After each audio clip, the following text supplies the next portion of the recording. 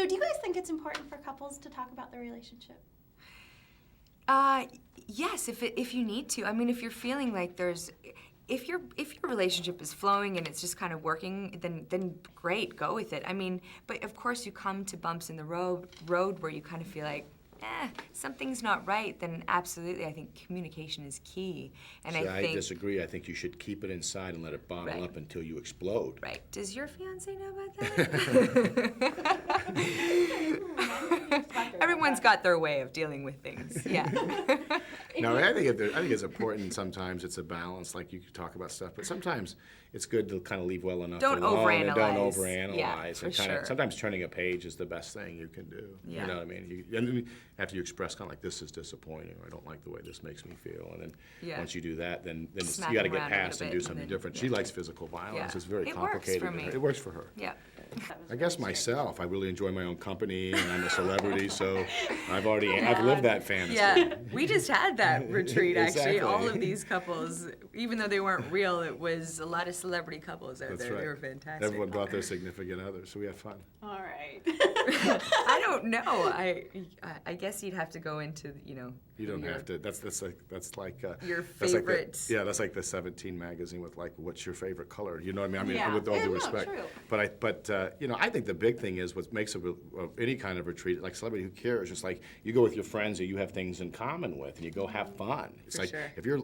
who would want to go with a celebrity that you don't know? It's ridiculous. Right. You'd want to go with your close What friends. if they end up being an asshole? Exactly. I don't want to do it. But the fun is if you get an opportunity to get away where everyone's schedules line up and you can go somewhere, even if it's just for 3 days, and you're doing stuff that you want to do, is it, depending on your age or what you're interested in, is it going to see things that you've never seen before? Is it just laying by a pool and getting a chance to hang out and talk? I mean, that's the fun stuff, is getting a chance to go with a group of friends and share those moments that so often we don't get to because we're so busy keeping our lives moving. I mean, we all had great, because we had the first 3 weeks in Bora Bora, you can't avoid each other. And luckily, we all kind of liked each other, went out to dinners and at the same restaurant. That's right. Because there was only one. It's like summer camp.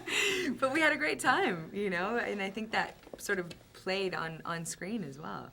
Well, I had the concept, and John did a first pass of the movie and executed some of the ideas I had, and it was still very much a work in progress, just a first draft. But we had a date that we wanted to go for, so we went out to the actors that we wanted, and we were fortunate to get everyone. And then I really, with Dana Fox, who's a great female screenwriter, we really, in 10 days, sort of wrote a better foundation for the movie. And then I always like to listen to my actors. We'll get together and have work sessions and play around. What are their ideas? Because I listen to their instincts, and I'll try to incorporate that. And it's just a process, that I use in Wedding Crashers. Me and Owen wrote on that, and the breakup that I did. I've always used the same process.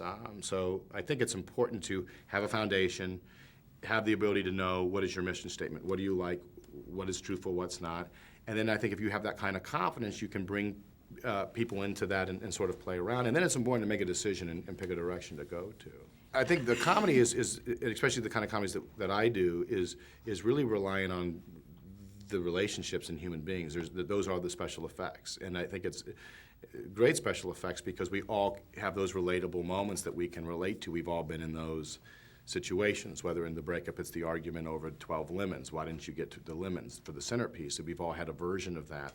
I think in this movie, with me and Malin talking about how we've always keep pushing off a vacation because life is too busy and complicated. So I think everyone can see themselves within that. And then a comedy, a story-driven comedy, you'll both be funny and make you laugh in those moments, but also be real and relatable so you connect to that. And that's why I think comedy's harder, is because to write a truthful scene between two people is challenging.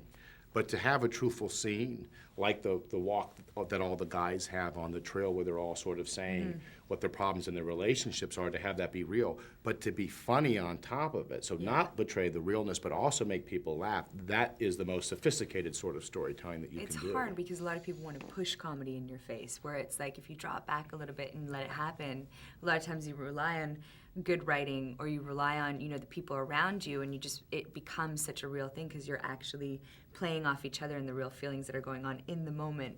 Then you've got a great comedy if you can rely on that. I don't know that I consult with a lot of people. I sort of I more make up my mind, and I sort of go to what I do. Now that being said, it's a collaboration, so Malin's my partner in this movie, so I would listen to a lot of her instincts, especially she had a lot to do with shaping her character in this relationship. She would come in and I would then at that point, once we became a team, you're in it together and there has to be sort of a trust. I was very fortunate that she's very smart, but I would say, what do you think of this relationship? And then it starts to take on its own identity. But I think it's important that you have sort of an opinion or a point of view that you believe in, and you have to be willing to change that. But then if you surround yourself with people that are smart, that can elevate you, that's the best case scenario.